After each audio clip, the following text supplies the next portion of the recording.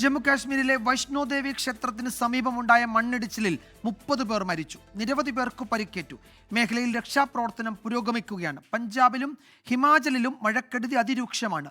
വൈഷ്ണോദേവി ക്ഷേത്രത്തിന് സമീപത്തെ അപകടത്തിൽ പ്രധാനമന്ത്രി നരേന്ദ്രമോദി ദുഃഖം രേഖപ്പെടുത്തി. കനത്ത മഴക്കെടുതിയിലാണ് ഉത്തരേന്ത്യ. ജമ്മു കാശ്മീരിലെ വൈഷ്ണോദേവി ക്ഷേത്രത്തിന് സമീപമുണ്ടായ മണ്ണിടിച്ചിലിൽ ഇപ്പോഴും രക്ഷാപ്രവർത്തനം പുരോഗമിക്കുകയാണ്. ശക്തമായ മഴയിൽ ജമ്മുവിലെ താവി പാലത്തിന് സമീപമുള്ള റോഡ് ഒലിച്ചുപോയി. നിരവധി വീടുകളും പാലങ്ങളും തകർന്നു.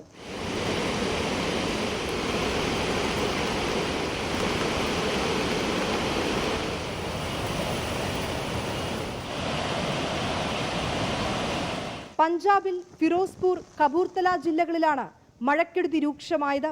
പഞ്ചാബിലെ മധോപൂരിൽ കുടുങ്ങിക്കിടന്ന 22 CRPF ഉദ്യോഗസ്ഥരെ ഉൾപ്പെടെ രക്ഷപ്പെടുത്തി.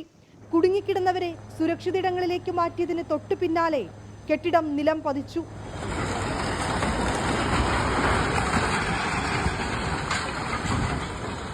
ശക്തമായ മഴയിൽ ഹിമാചലിലെ ബിയാസ് നദി കരകവിഞ്ഞൊഴുകി. മണാലിയിലും കുളുവിലും നിരവധി റോഡുകൾ ഒലിച്ചുപോയി. വീടുകളും ഹോട്ടലുകളും തകർന്നു. ജമ്മു കാശ്മീരിലെ സ്കൂളുകൾക്കും കോളേജുകൾക്കും ഇന്ന് അവധി പ്രഖ്യാപിച്ചിരിക്കുകയാണ്. മോശം കാലാവസ്ഥയെ തുടർന്ന് ലേയിലേക്കുള്ള വിമാന സർവീസുകൾ റദ്ദാക്കിയതായി എയർ ഇന്ത്യ അറിയിച്ചിട്ടുണ്ട്. പഞ്ചാബിലും ഡൽഹിയിലും ഓറഞ്ച് അലർട്ട് തുടരുന്നു. വിനീത VG 24 ഡൽഹി.